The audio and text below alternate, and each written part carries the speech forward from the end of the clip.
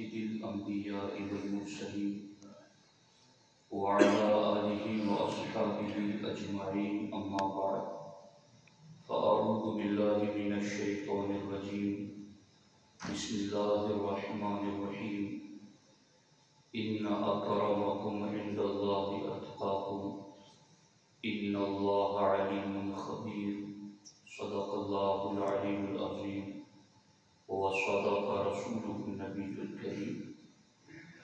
इंतहाई एहतराम व अक़ीदत के साथ हुज़ूर सय्यिदुल मुरसलीन ख़ातमुल अंबिया शफ़ीउल मुज़निबीन रहमतुल लिल आलमीन ख़ातमुल मासूमीन राहतुल आशिक़ीन सल्लल्लाहु तआला अलैहि व आलिहि व अस्हाबिहि व बारक व सल्लम की बारगाह में अपनी ग़ुलामी का सबूत दें और जिस तरीके से मैं पढ़ा हूँ मेरे साथ मिलकर हुज़ूर दिल के साथ नज़राने मोहब्बत पेश करें। अस्सलातु वस्सलामु अलैका या रसूल अल्लाह, अस्सलातु वस्सलामु अलैका या हबीब अल्लाह, अस्सलातु वस्सलामु अलैका या नबी अल्लाह व अला आलिका व अस्हाबिका या नूर अल्लाह सल्लल्लाहु तआला अलैहि वसल्लम। मर्तबा हज़रत सिद्दीक़ का है ये सय्यद, वो हर फजीलत के हैं जामे नबूवत के सिवा। दोस्तान मोहतरम, मेरे और आपके लिए खुशनसीबी की बात है कि अल्लाह जल्ल मजदूहुल करीम ने हमें अफ़ज़लुल बशर बअदल अंबिया खलीफ़ा अव्वल हज़रत अबू बकर सिद्दीक़ रज़ियल्लाहु तआला अन्हु की याद में बैठने की सआदत बख्शी। अल्लाह जल्ल मजदूहुल करीम उनके फयूज़ व बरक़ात से हम सबों को माला माल फरमाए। बातें बहुत अहम हैं और ज़रूरी भी हैं, इस वजह से मैंने किताबों के हवाला जात भी आपके सामने पेश करने के लिए असल माखज़ की किताबें सामने रखी हैं। सबसे पहले हम सरकार मखदूम पाक रज़ियल्लाहु तआला अन्हु का फरमान सुनते हैं। क़ुदवतुस सालिकीन गौसुल आलम मीर सैयद अशरफ जहांगीर सिन्नानी रज़ियल्लाहु तआला अन्हु इरशाद फरमाते हैं, अक़ीदे अहले सुन्नत पर यकीन रखना और जो कुछ वादा व वईद कलाम अज़ीम व अहादीस में हैं उनको अपना नस्बुल ऐन बनाना शरीअत की पहली बुनियाद है। अगर इनमें से एक अक़ीदे का मुनकिर हुआ तो उसकी इबादत बेकार जाएगी। इसको फिर से सुन लीजिए ध्यान से, तवज्जो से। हम पूरी जिंदगी नमाज, रोज़ा, हज, ज़कात, अज़कार, तस्बीह व तिलावत और दीगर नेक आमाल करते हैं कि वो मकबूल हों और उसके बदल हमें अजर व सवाब मिले, अल्लाह की रज़ा मिले, जन्नत मिले, सरकार की खुशनुदी मिले। आमाल के पीछे हमारा ये मकसूद होता है। मगर मखदूम पाक क्या फरमाते हैं कि अगर अक़ीदे अहले सुन्नत पर यकीन नहीं रखा और एक अक़ीदे का भी मुनकिर हो गया तो उसकी सारी इबादत बेकार हो जाएगी। तो दोस्तान मोहतरम, जहाँ इबादत पर तवज्जो देना उसमें सरगर्मी दिखाना ज़रूरी है, उससे कई गुना ज़्यादा उससे पहले अकीदे की हिफाजत ज़रूरी है। और ये उस वक्त होगी जब हमें उस अकीदे का इल्म होगा, चूंकि जहालत ही वो अंधेरा है जहां बंदा डावाडोल हो जाता है और वो फिसल जाता है, गिर जाता है। इसलिए हमने इरशाद मखदूमी की रोशनी में आज का ये इल्मी दस्तरखान इस हवाले से सजाया है कि आपके सामने एक वक्त, हालत और तकाजे के मुताबिक ज़रूरी मसले पर गुफ्तगू करें। तो सबसे पहली बात आप ये याद रख लें कि एक है किसी मसले का बाबुल फ़ज़ाइल से होना और एक है किसी मसले का बाबुल अकाइद से होना। इन दोनों में बहुत फ़र्क है। इमाम अहले सुन्नत के अल्फाज में ज़मीन व आसमान का फ़र्क है। बाबुल फ़ज़ाइल से होने का क्या मतलब है? किसी चीज़ के, किसी अमल के, किसी मसले के बाबुल फ़ज़ाइल से होने का मतलब ये है कि महज फ़ज़ल व शरफ़ और ज़्यादा अजर व सवाब हासिल करने के लिए वो अमल मुस्तहब और मंदूब रखा गया। मिसाल के तौर पर नमाज तहज्जुद, नमाज इशराक, नमाज चाश्त, अवाबीन की नमाज, सलातुल हाजत, ये जितनी भी इबादतें गिनवाई मैंने नमाज के हवाले से, उन सब का ताल्लुक बाबुल फ़ज़ाइल से है। इसका मतलब ये है कि अगर आप बाबुल फ़ज़ाइल वाले अमाल पर अमल करेंगे तो अज्र ज़्यादा मिलेगा, सवाब ज़्यादा मिलेगा। लेकिन अगर किसी ने इनमें से किसी अमल को जानबूझ कर भी छोड़ दिया तो वो गुनहगार नहीं है, वो इताब और अजाब का मुस्तहिक और हकदार नहीं है। अगर किसी ने तहज्जुद छोड़ दी, अवाबीन छोड़ दी, किसी ने चाश्त की शराब छोड़ दी, सलातुल हाजत छोड़ दी, तो वो गुनहगार नहीं होगा। हाँ, अगर अदा करेगा तो अजर व सवाब ज्यादा पाएगा, क्योंकि ये बात बाबुल फ़ज़ाइल से है, इसलिए उसमें करने न करने का इख्तियार दिया गया।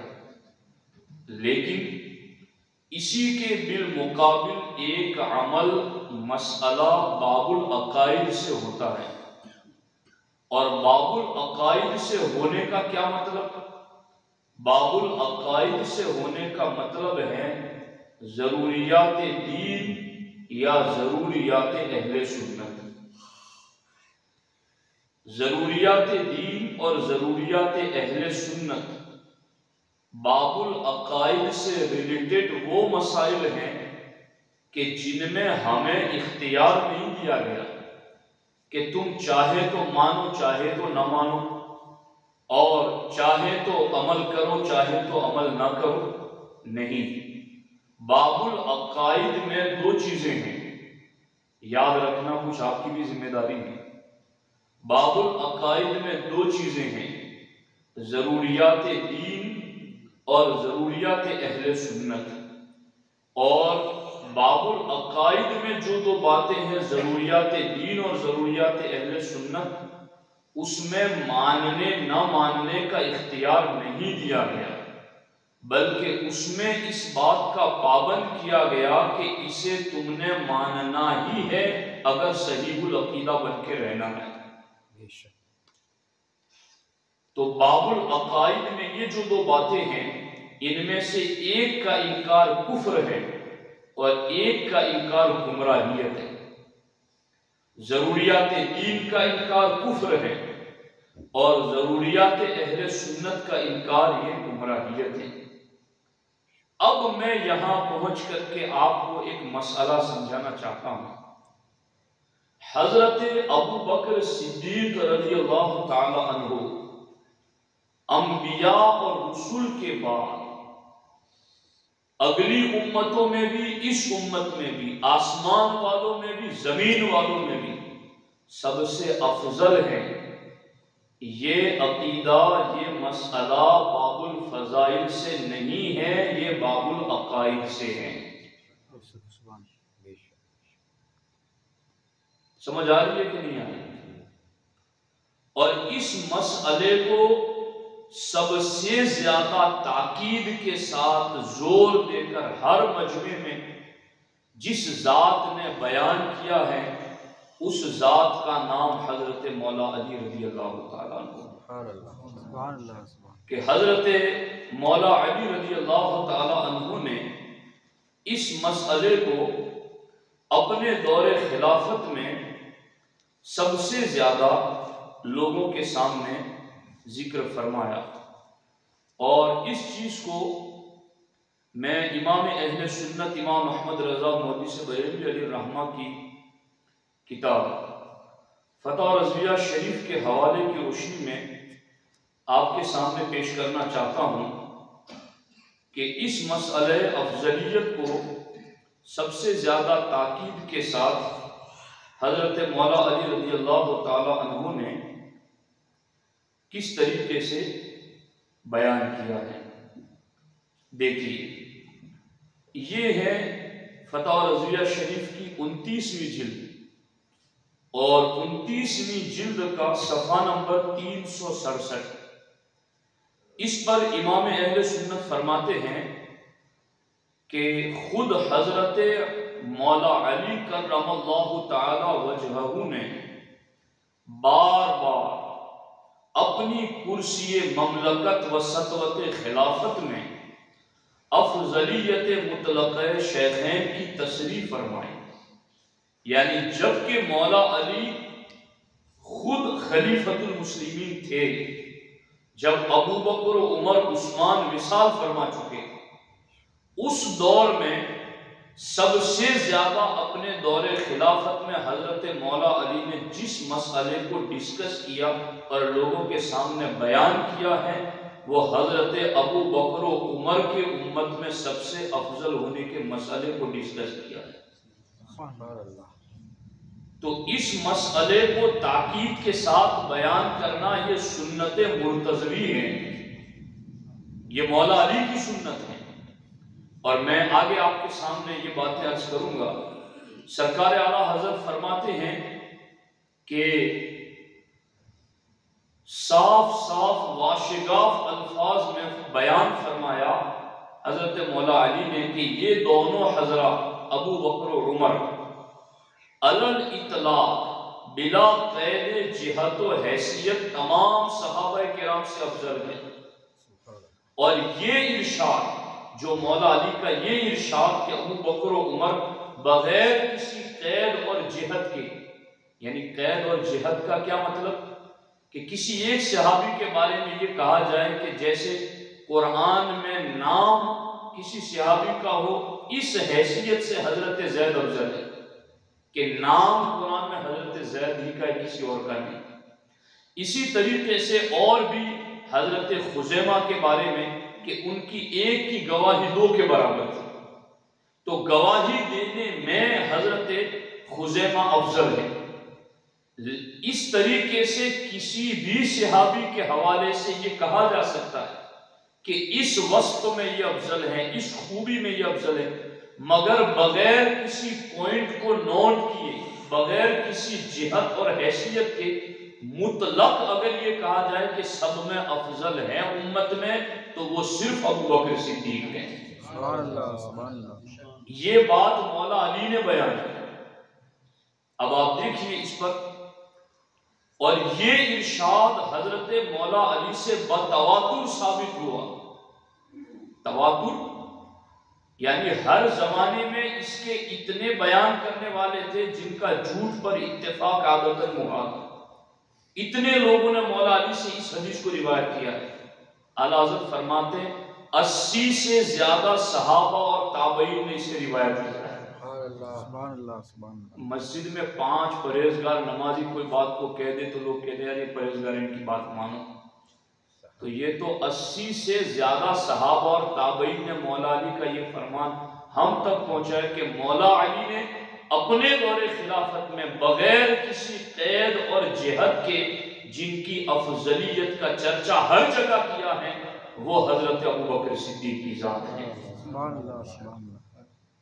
फरमाते हैं और फिल वाक़ई, देखना एक एक लफ्ज, फरमाते फिल वाक़ई यानी हकीकत में इस मसअले अफजलियत शेखैन करीमैन को जैसा हक मआब मुर्तज़वी में साफ साफ वाशिगाफ बकर्रात मर्रात जलवात खलवात व मशाहिद आम्मा व मसाजिद जामिआ में इरशाद फरमाया, दूसरों से वाक़ई नहीं हुआ।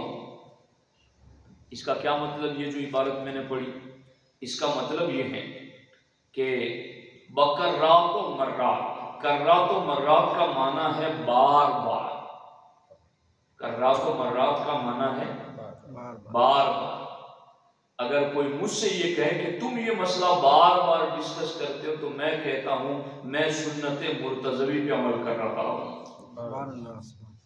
बकर्रातो मर्रा बार बार, जलवातो खलवात, अल्लाहु अकबर, जलवात यानी आम महफिल, खलवात खास महफिल, बार बार आम महफिलों में और बार बार खास महफिलों में मशाहिद आम्मा, आम लोग जहां जमा होते हैं वहां पर, वह मसाजिद जामिआ और बड़ी बड़ी मस्जिदों में हजरत मौला अली ने जितना ये मसला बयान किया दूसरों से वाक़ई नहीं हुआ।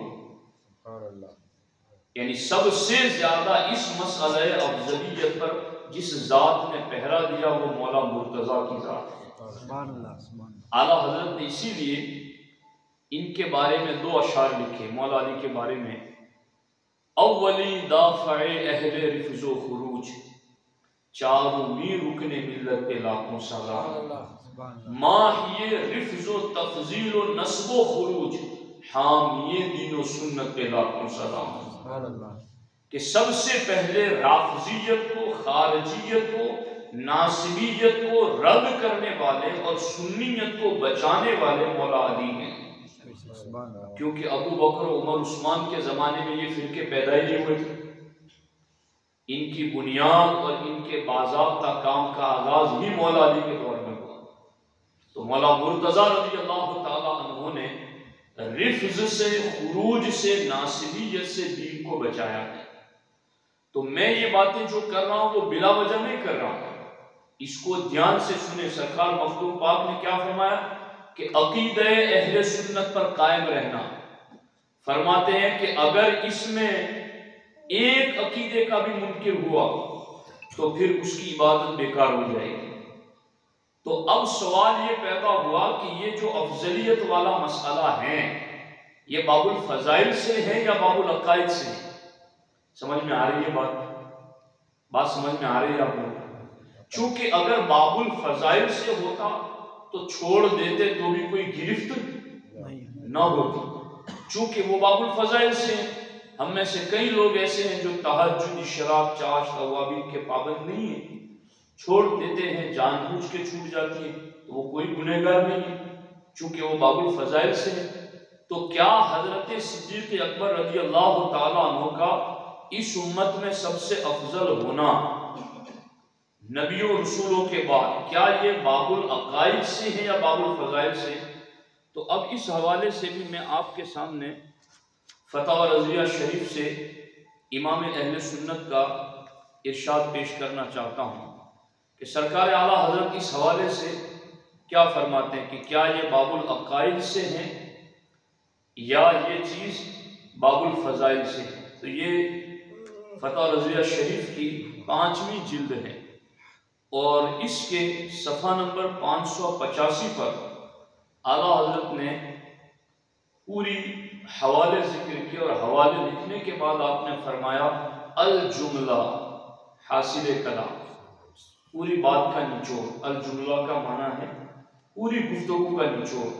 निचोड़ ये है कि मसअले अफजलियत हरगिज़ बाब फजाइल से नहीं, मसअले अफजलियत हरगिज़ बाब फजाइल से नहीं, बल्कि मवाकिफ और शरह मवाकिफ में तो तशरीह के बाब अकाइद से है। क्या है? बाब अकाइद से है। और बाब अकाइद से होने का क्या मतलब? या तो जरूरियात दीन या जरूरियात अहले सुन्नत, और अफजलियत सिद्दीक़ अकबर जरूरियात अहले सुन्नत है, और जरूरियात अहले सुन्नत का इनकार करने वाला गुमराह है। और इस अकीदे को छोड़ने की बुनियाद पर सरकार मखदूम पाक फरमाते हैं कि सुन्नी अकाइद में से अगर कोई एक अकीदा भी छोड़ा तो इबादतें बर्बाद हो जाएगी। तो ये मसला कितना सीरियस है। तो ऐसी बात नहीं है कि मेरे और आपका ज़ौक़ हो कि हम किसको अफजल मानें, कि हम चाहें तो उमर को अफजल मान लें, हम चाहें तो उस्मान को अफजल मान लें, हम चाहें तो मौला मुर्तज़ा को अफजल मान लें, हम चाहें तो साद व सईद को, तलहा जुबैर को, अब्दुर्रहमान इब्न औफ को, अबू ज़र गफ़ारी को अफजल मान लें। नहीं, ये मसला अगर बाबुल फजाइल से होता तो हमें इख्तियार था कि हम जिसको चाहे उसको मान लेते, मगर ये बाबुल फजाइल से नहीं, ये बाबुल अकाइद से है। इसका इनकार करने से बंदा सुन्नी नहीं रहता है, और मखदूम पाक के फरमान की रोशनी में उसकी इबादतें बर्बाद हैं।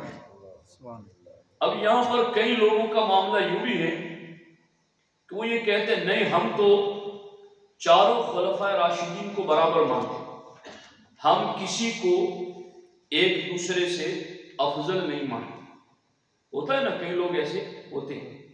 और ये चीज भी मैं आपको बता दूं कि ये भी राफजियों ने हमारे अंदर ये चीज फैलाई है माअज़ल्लाह, जो कि खुद मौला अली के अकीदे के खिलाफ, मैंने फतवा रज़िया शरीफ से पढ़ के सुना है कि इस अकीदे को सबसे ज्यादा मौला अली ने ही बयान किया।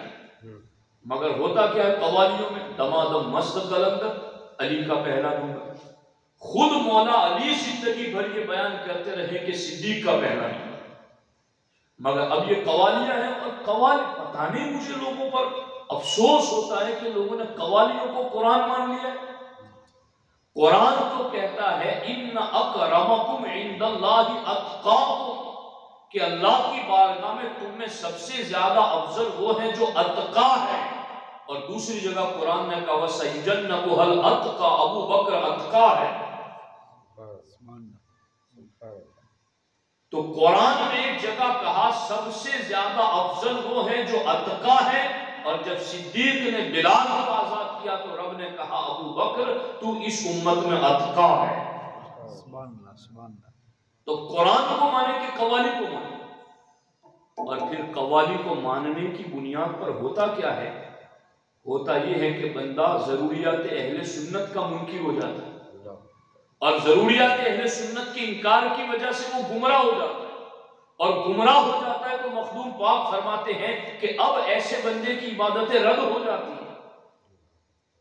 तो ये मसला ऐसा नहीं है कि लोगों के ज़ौक़ पे रखा गया हो, लोगों के शौक पे रखा गया हो, लोगों के शुगल पर रखा गया हो, हमारी तबीयतों पर रखा गया हो कि हम जो चाहे माने। नहीं, हमें वो मानना है जो दीन और शरीयत ने हमें मनवाया है।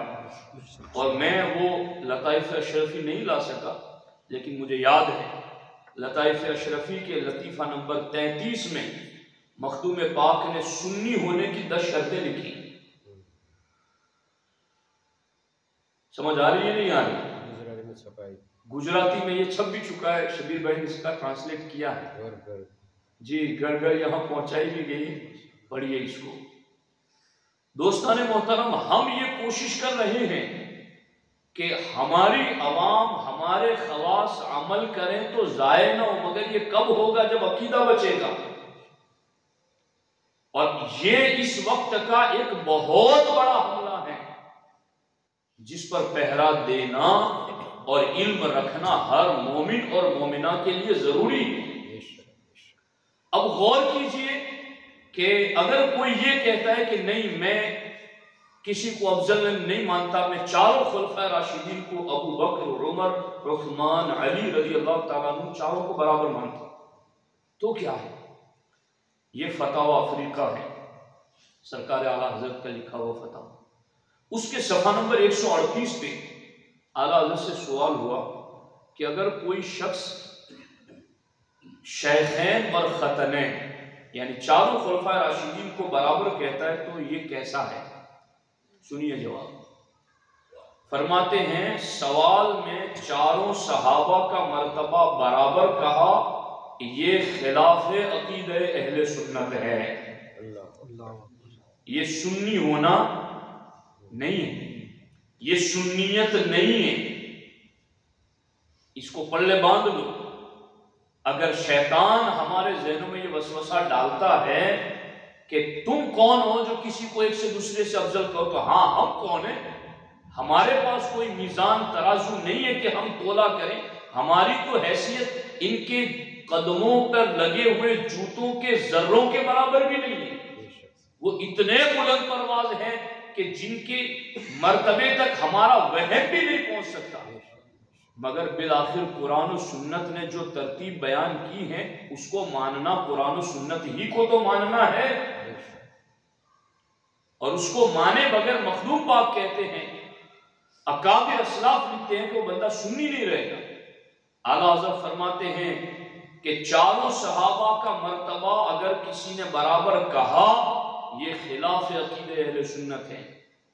अहले सुन्नत के नज़दीक सिद्दीक़ अकबर का मर्तबा सबसे ज़ायद है, फिर फारूक आज़म, फिर मज़हब मंसूर में उस्मान गनी, फिर मुर्तज़ा अली रज़ियल्लाहु ताला अन्हु अजमईन। जो चारों को मकाम व मर्तबा में बराबर जाने वो भी सुन्नी नहीं, वो भी बोलो ना जोर से, वो भी सुन्नी नहीं। और मखदूम पाक कहते हैं अकीदे अहले सुन्नत पर यकीन रखना। इसीलिए मखदूम पाक ने सुन्नी होने की 10 शर्तें लिखी, और उन 10 शर्तों में मखदूम पाक ने पहली शर्त में यह लिखा कि सुन्नी वो है जो अबू बकर उमर को पूरी उम्मत में सबसे अफजल माने। आ रही नहीं समझ में बात आ? जो अबू बकर उमर को पूरी उम्मत में सबसे अफजल माने वो सुन्नी है। और आपने दूसरी जगह लताइफ में लिखा कि अकीदे अहले सुन्नत पर कायम रहो, इनमें से एक अकीदे का भी मुनकिर हुआ तो इबादतें बर्बाद होगी। तो हम तो ये अकीदा आपको सिखा करके आपकी हमारी सबकी इबादतों को बचाने की कोशिश कर रहे हैं कि कहीं ला इल्मी में भटक ना जाना, कहीं जहालत के अंधेरे में डामाडोल ना हो जाना। ये ऐसी चीज नहीं है कि तहज्जुद पढ़ी न पढ़ी कोई मसला नहीं, अव्वाबीन पढ़ी न पढ़ी कोई गिरफ्त नहीं, चाश्त पढ़ी न पढ़ी कोई पूछकछ नहीं। ये बाबुल अकाइद से है, इसका इनकार किया तो सीधा गुमराह हो जाएगा। तो सरकारे आला हज़रत फतवा अफ्रीका में लिखते हैं कि चारों खुलफाए राशिदीन को मकाम और मर्तबे में बराबर जाने वो भी सुन्नी नहीं। तो अब ये बात समझ में आपको आ जानी चाहिए कि ये बहुत अहम तरीन मसला है। अब इस सिलसिले में मैं आपके सामने बुखारी शरीफ की 3 शुरूहात से ये दलाइल पेश करना चाहता हूँ। चूंकि हम में से हर शख्स इस बात को जानता है कि हम अहले सुन्नत व जमात के नज़दीक कुरान मजीद के बाद सबसे सही तरीन किताब बुखारी शरीफ है। सही।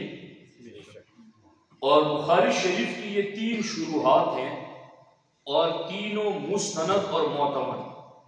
और इन तीनों शुरूहात से मैं आपके सामने अहादीस और उसकी तशरीह पढ़ने की सआदत हासिल कर रहा हूँ। ये देखिए फतहुल बारी, और फतहुल बारी शरीफ की 11वीं जिल्द है, और इसमें ये चैप्टर ही बांधा गया है कि इन्ना फज़ला अबी बकर कान साबितन फी हयातिही। अबू बकर सिद्दीक को सहाबा ने मिल के अफजल नहीं बनाया। अबू बकर सिद्दीक हुजूर की हयात ज़ाहिरी ही में सारे सहाबा में सबसे अफजल थे। ये चैप्टर, और फिर इस चैप्टर के अंदर हदीसें आई, और उन हदीसों में से मैं चंद हदीसें आपके सामने पढ़ता हूँ। हजरत अब्दुल्लाह इब्न उमर रज़ियल्लाहु ताला अन्हुमा से रिवायत फरमाते हैं, कुन्ना नुखय्यिरु बैनन नासी फी ज़मानिन नबी सल्लल्लाहु अलैहि वसल्लम फनुखय्यिरु अबा बकर सुम्मा उमर इब्न अल-खत्ताब सुम्मा उस्मान इब्न अफ़्फ़ान। शबीर पटेल साहब ने तकरीबन गुज़िश्ता साल या उससे पहले एक हदीस मुझसे कहा था कि ये हदीस इनके इल्म में थी लेकिन मिल नहीं रही थी। इन्होंने मुझे कहा था कि आप वो हदीस तलाश करो। मुझे मिल न सकी लेकिन आज मुझे वो मिल गई। तो अल्हम्दुलिल्लाह आज मैं वो पढ़ने की सादत हासिल करूंगा अभी बाद में। तो हजरत अब्दुल्लाह इब्न उमर कहते हैं कि कुन्ना नुखय्यिरु बैनन नासी फी ज़मानिन नबी सल्लल्लाहु अलैहि वसल्लम के नबी की हयात ज़ाहिरी में अगर हम सारे सहाबा में अगर अफजल किसी को कहते तो फिर किसको कहते? फनुखय्यिरु अबा बकर, तो हम कहते कि सबसे अफजल अबू बकर सिद्दीक हैं। सुम्मा उमर इब्न अल-खत्ताब सुम्मा उस्मान इब्न अफ़्फ़ान, फिर हजरत उमर इब्न खत्ताब, फिर हजरत उस्मान गनी। दूसरी हदीस, कुन्ना ला नअदिलु बि अबी बकरिन अहदन सुम्मा उमर सुम्मा उस्मान। और यहां पर आप गौर कीजिएगा, ये कुंतु नहीं है, ये कुन्ना है, यानी जमा का सिगा। यानी एक तो है ना कोई कहे कि मैं ये कहता हूं, और यहां सहाबी अगर ये कहे कि मैं ये कहता हूं तो भी बहुत बड़ी बात है। मगर यहाँ कुंतु नहीं, कुन्ना, हम सब सहाबा ये कहते हैं, सब। कुन्ना ला नअदिलु बि अबी बकरिन अहदन, हम सब ये कहते हैं कि अबू बकर के बराबर कोई नहीं। सुम्मा उमर सुम्मा उस्मान, फिर उमर फिर उस्मान। आगे हदीस में यहां तक लफ्ज़ हजरत सालिम बिन उमर से, कुन्ना नक़ूलु व रसूलुल्लाह सल्लल्लाहु अलैहि वसल्लम हय्युन अफ़ज़लु उम्मति नबी सल्लल्लाहु अलैहि वसल्लम बअदहु अबू बकर सुम्मा उमर सुम्मा उस्मान, कि हम हुजूर की हयात ज़ाहिरी में ये कहते थे क्या? अफ़ज़ल उम्मति नबी बअदहु अबू बकर, कि हुजूर की उम्मत में हुजूर के बाद सबसे अफजल अबू बकर सिद्दीक है, फिर उमर है, फिर उस्मान है। हम ये हुजूर की हयात ज़ाहिरी में कहा था। अल्लाहु अकबर।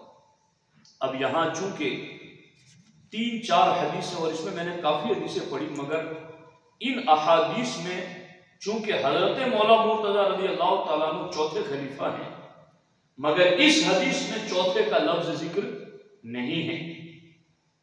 तो मौला अली के हवाले से अहले सुन्नत व जमात का क्या अकीदा है? ये फतहुल बारी शरीफ के अंदर लिखा गया, अन्ना अलीयन अफ़ज़लुन नासि बअद सलासती, कि इन तीनों खुलफा के बाद हजरत मौला अली सबसे अफजल हैं। और हदीस में मौला अली का चौथे नंबर पर नाम इस जगह नहीं है, लेकिन ये फ़ज़ाइल सहाबा है, और ये हमारे गुजरात के आलिम दीन में लिखी। और तकरीबन ये जो किताब लिखी गई है, मैंने इसको पढ़ा तो ये किताब 11वीं सदी हिजरी की लिखी हुई, और अहमदाबाद के एक बहुत बड़े आलिम दीन हैं शेख मलिक अहमद, उनका शुमार 11वीं सदी हिजरी में सरजमीन अहमदाबाद के अकाबिर उलमाए दीन और मशहूर अरबाब ज़ुहद व तक़वा और मारूफ अहले इल्म व फज़ल में होता है। गुजरात में ऐसे बड़े बड़े उलमा पैदा हुए हैं, हम उलमा को भी अपनी वरासत समझने की ज़रूरत है। अब इन्होंने इस किताब के अंदर सफ़ा नंबर 89 में ये बात लिखी है कि असबग़ बिन नबाता ने हज़रत मौला अली से दरियाफ्त किया कि रसूलुल्लाह सल्लल्लाहु अलैहि वसल्लम के बाद लोगों में कौन अफजल है? मौला अली से पूछा तो मौला अली ने फरमाया अबू बकर सिद्दीक, फिर उमर, फिर उस्मान, और फिर मैं खुद। ये मौला अली रज़ियल्लाहु ताला अन्हु को चूंकि ये बताया गया था, इसलिए आपने अपना नाम जिक्र किया। और उसके बाद जो मौला अली ने बात की ईमान ताज़ा करने वाली, आप फरमाते हैं और सुनो ए असबग़, मैंने अल्लाह के रसूल अलैहिस्सलाम को फरमाते सुना और देखा है। सरकार फरमाते मा खलक़ल्लाहु तआला मौलूदन फिल इस्लाम अतका वला अस्का वला अअदल वला अफजल मिन अबी बकर as-सिद्दीक कि अल्लाह के रसूल अलैहिस्सलाम ने इरशाद फरमाया है कि अल्लाह तबारक व तआला ने इस्लाम में कोई ऐसा फर्जंद पैदा नहीं फरमाया जो ज़ुहद व तक़वा, सलाह व पाकीज़गी, अदल व इंसाफ और फजल व कमाल में अबू बकर सिद्दीक से बड़ा मर्तबा रखता होगा। सुभान अल्लाह। ये मैंने मौला अली फरमाते मैंने हुजूर को सुना और मैंने हुजूर को देखा, ये फरमाते।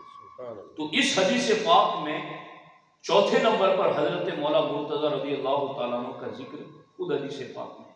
लेकिन यहाँ पर एक बात जिक्र की गई जो मेरे लिए इल्म में इजाफे का सबब थी। यहाँ कहा गया फ़इन्नहुम अजमउ अला अन्ना अलियन अफ़ज़लुल ख़ल्क़ि बअद सलासती के इन तीन खुलफा के बाद मखलूक में सबसे अफजल मौला अली है। इस पर उम्मत का इजमा है। इस पर उम्मत का इजमा है।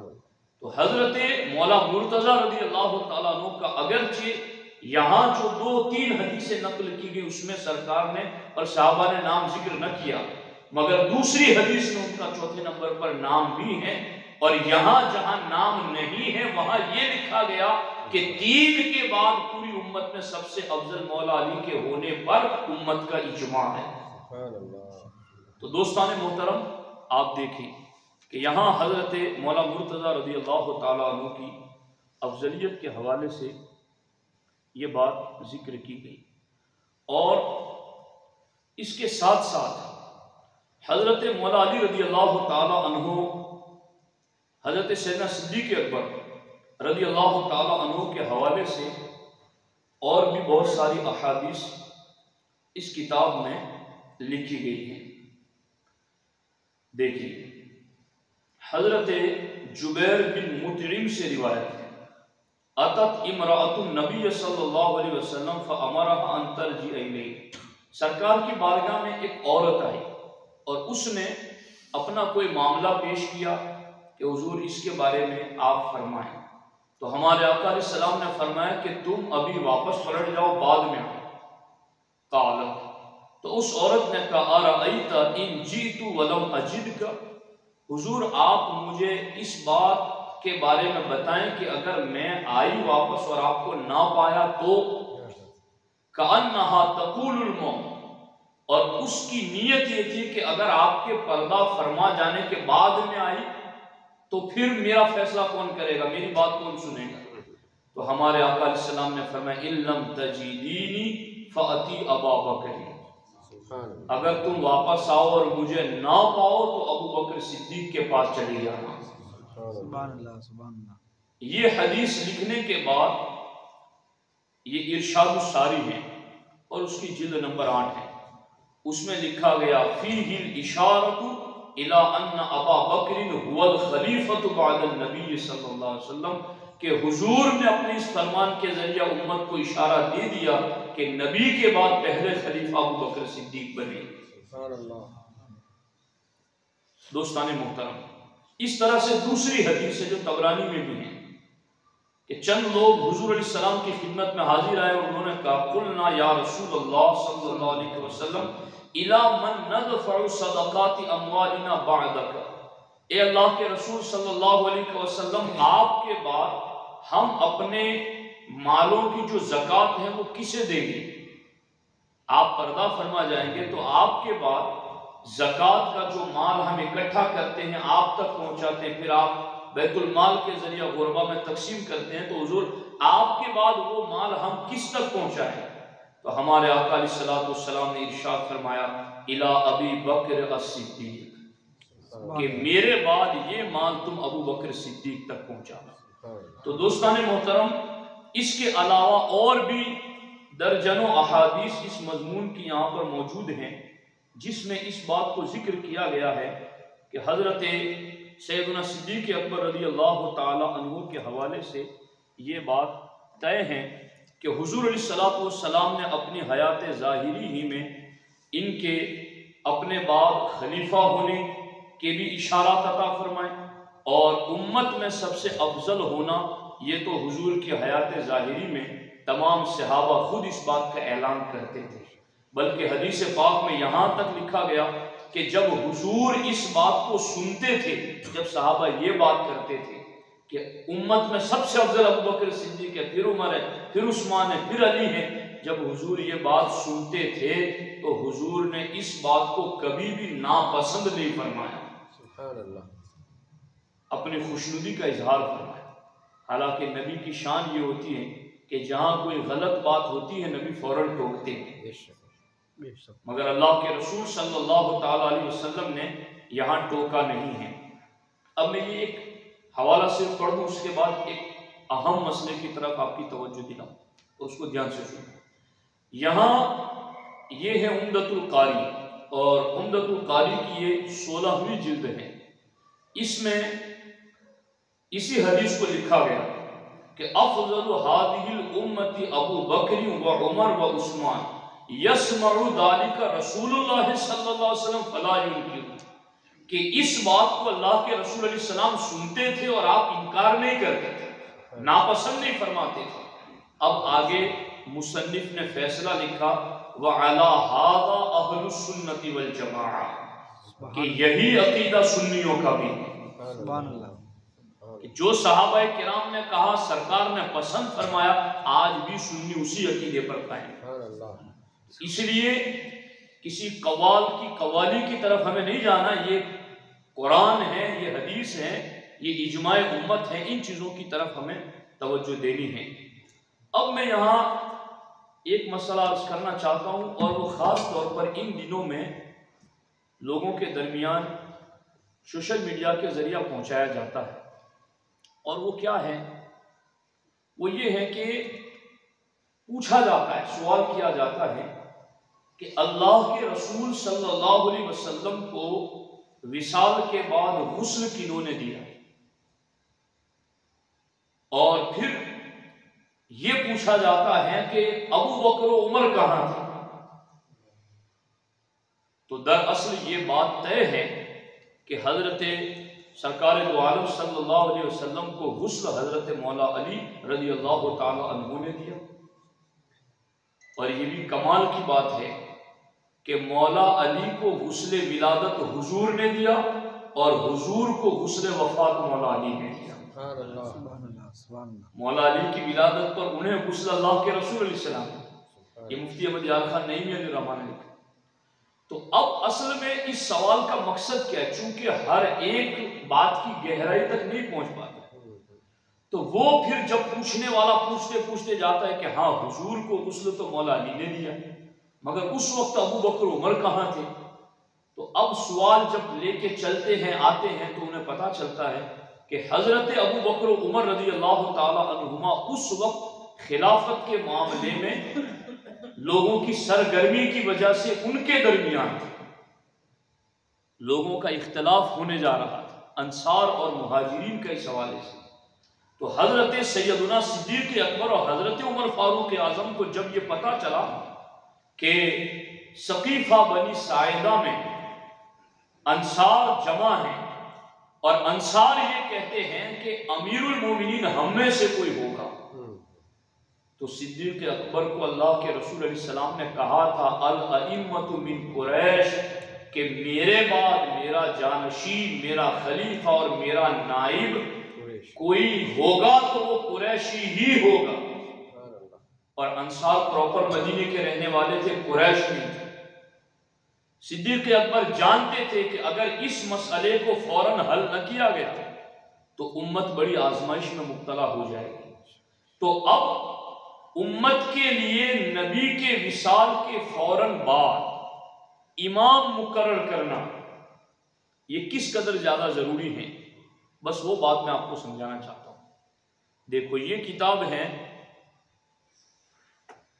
शुरू व हवाशी अल अक़ाइदुन नसफिया, इसमें लिखा गया कि नस्बुल इमामी वाजिबुल, नबी के विसाल के फौरन बाद नबी को दफन करने से पहले नबी का जानशीन मुकर्रर करना ये उम्मत पर वाजिब है।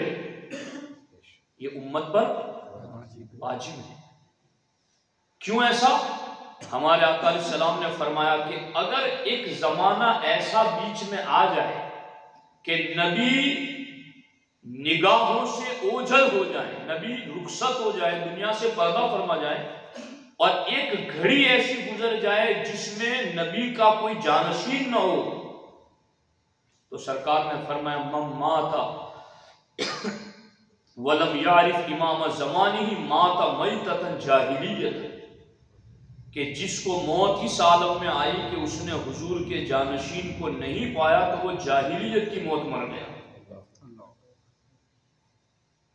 तो ऐसे कई फरामीन हैं जो इस बात पर उम्मत को माइल करते हैं कि नबी के विसाल के बाद उनको दफन करने से पहले नबी का खलीफा मुतय्यन करो। इसलिए इस बात की तरफ शरुल मवाकिफ में भी ये बात लिखी गई। ये देखिए कि इन्नहु तवातरा इजमाउल मुस्लिमीन फी सदरिल अव्वल बाद वफातिन नबी सल्लल्लाहु अलैहि वसल्लम अला इम्तिनाइ खुलूबिल वक्ति अन खलीफति व इमाम। ध्यान से सुनना कि फी सदरिल अव्वल, शुरू दौर के यानी सहाबा किराम का इजमा है किस बात पर? बाद वफातिन नबी, के नबी की वफात और विसाल के बाद अला इम्तिनाइ खुलूबिल वक्ति अन खलीफति व इमाम, कोई भी वक्त खलीफा और इमाम की मौजूदगी से खाली नहीं होना चाहिए। इस बात पर सहाबा किराम का इजमा है। समझ आ रही है कि नहीं है? और आगे लिखा गया कि इसी वजह से जब सिद्दीक़ अकबर को पता चला और सिद्दीक़ अकबर तशरीफ लाए तो सिद्दीक़ अकबर ने पहले ही खुतबे में लोगों को कहा कि सरकार विसाल फरमा गई, मगर सरकार जो दीन देकर गए हैं उस दीन को कायम करने वाला जरूरी है। फबादरल कुल्लु इला कबूलिही, तो तमाम सहाबा ने सिद्दीक़ अकबर की बात को कबूल फरमा लिया कि हाँ हुजूर का जानशीन मुकर्रर होना चाहिए। वलम यकुल अहदुन ला हाजत इला ज़ालिक, एक सहाबी ने भी ये नहीं कहा कि इसकी तो कोई जरूरत ही नहीं है, एक ने भी नहीं कहा, एक ने भी ये नहीं कहा। चूंकि आप जानते हैं, शायद आपको ये तारीख सीरत वगैरह की वो मालूमात नहीं है, चूंकि दुश्मन तो जब इन्होंने दुश्मनों को पता चला था ना कि हुजूर पर्दा फरमा गए तो वो बहुत खुश हुए कि अब इनके हौसले पस्त हो गए होंगे, अब ये आपस में लड़ेंगे, अब ये होगा वो होगा और हम अब हमला करेंगे। दीन का ये मिजाज है कि दुश्मन को किसी वक्त भी मौका न दिया जाए, इसलिए नबी के दफन करने से पहले उनका इमाम मुकर्रर करना उम्मत पर वाजिब। और उम्मत के वो सहाबा कि जिनके इजमा के बारे में उसूल फिक़ह में लिखा गया कि सहाबा के इजमा का इनकार कुफ्र है। सहाबा जिस बात पर मुत्तफिक हो जाए कि हाँ ये है, उसका कोई इनकार करे तो वो कुफ्र है। वो सहाबा इस बात पर मुत्तफिक हो और उन्होंने इजमा किया कि नबी को दफन करने से पहले नबी का नाइब और खलीफा मुकर्रर किया जाए। अब देखो यहां पर किसी ने भी नहीं कहा कि नहीं इसकी कोई हाजत नहीं है। तरकू लहू अहम्मल अशियाए व हुवा दफनु रसूलिल्लाह सल्लल्लाहु अलैहि वसल्लम, कि सबसे अहम तरीन चीज थी हुजूर को दफनाना, मगर उसके होते हुए सहाबा किराम ने इस बात को पहला जरूरी समझा। तो अब कोई हमसे अगर ये पूछता है कि अबू बकर उमर उस वक्त क्या करने गए थे, तो उन्हें बताया जाए कि अबू बकर उस वक्त वो करने गए थे जिसकी जिम्मेदारी उन्हें सरकार ने अता फरमाई थी। लेकिन चूंकि राफजी जो है ना, उसका मसला कुछ और है, वो ये बात कह करके कुछ और बताना चाहते हैं। माज़अल्लाह वो हजरत अबू बकर उमर को दुनियादार बताना चाहते हैं, हुकूमत के लालची और दुनिया परस्त माज़अल्लाह जाहिर करना चाहते हैं कि देखो ये घर वाले थे तो इन्हें हुजूर की पड़ी थी और इन्हें हुकूमत की पड़ी थी।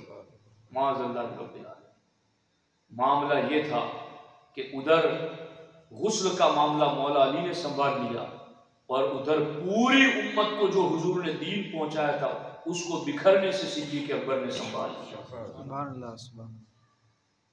लेकिन अगर ये एतराज उनका मान लिया जाए माज़अल्लाह, 100,000 बार माज़अल्लाह, तो फिर खारजी को ये एतराज मौला अली पर करने का मौका मिल जाएगा। कैसे? कि जब हजरत उस्मान गनी रज़ी अल्लाह ताला अन्हु का की शहादत हुई तो हजरत अमीर मुआविया रज़ी अल्लाह ताला अन्हु ने हजरत मौला अली से यही तो मुतालबा किया था कि हजरत उस्मान गनी का बदला लिया जाए, किसास लिया जाए। उस वक्त मौला अली ने क्या जवाब दिया था? आप तारीखुल खुलफा पढ़ लें। मौला मुर्तजा रज़ी अल्लाह ताला अन्हु ने उस वक्त वही जवाब दिया और वही किया जो उनसे पहले अबू बकर उमर ने किया। हजरत मौला अली ने कहा कि अभी शोरिश और फितने ज्यादा हैं, पहले हुकूमत को मजबूत हो जाने दो। जब ये हुकूमत के मामलात मजबूत हो जाएंगे तो उस्मान गनी के एक एक कातिल से बदला लिया जाएगा। सुभान अल्लाह। तो क्या माज़अल्लाह रब्बिल आलमीन एतराज अगर अबू बकर उमर पर मान लिया जाएगा तो वह एतराज मौला मुर्तजा पर नहीं आएगा? इसलिए जरूरी है कि दीन के इन राजों को समझा जाए। किसी के जहनो दिमाग में दुनिया परस्ती नहीं थी, वो तो इतने पाक थे। मौला अली के बारे में तो है कि मौला अली ने फरमाया मैंने दुनिया को 3 तलाक दे दी। और अपनी औलाद को मौला अली ताकीद करते थे कि बाप जिस बीवी को तलाक दे दे वो बेटे के लिए हलाल नहीं होती है। तो मेरी औलाद ये दुनिया को तो मैंने 3 तलाक दे दी है, तो बाप की मुतल्लका औलाद के लिए हलाल नहीं है। ये इतने अल्लाह की रजा में डूबे हुए थे, दुनिया की तरफ इनका जहन का ख्याल भी नहीं जाता। लेकिन अगर राफजियों का एतराज अबू बकर उमर पर मान लिया जाए तो माज़अल्लाह रब्बिल आलमीन वही एतराज हजरत मौला मुर्तजा के बारे में खारजियों को करने का मौका मिल जाएगा।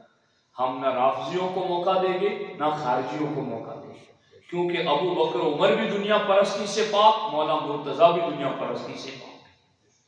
तो दोस्तान मोहतरम, ये एक बुनियादी अकीदा था जिसके लिए आज हमें इशा की नमाज के बाद ये तफसीली इज्तिमा रखना पड़ा और इस पर मैंने तफसील के साथ आपके सामने चंद बातें रखी हैं। तो हज़रत अबू बकर सिद्दीक का पूरी उम्मत में सबसे अफजल होना ये बाबुल फ़ज़ाइल से है या बाबुल अक़ाइद से है?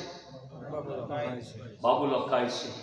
क्या उसके बारे में इख्तियार दिया गया है कि माने या ना माने? नहीं। इनकार करेगा तो क्या होगा?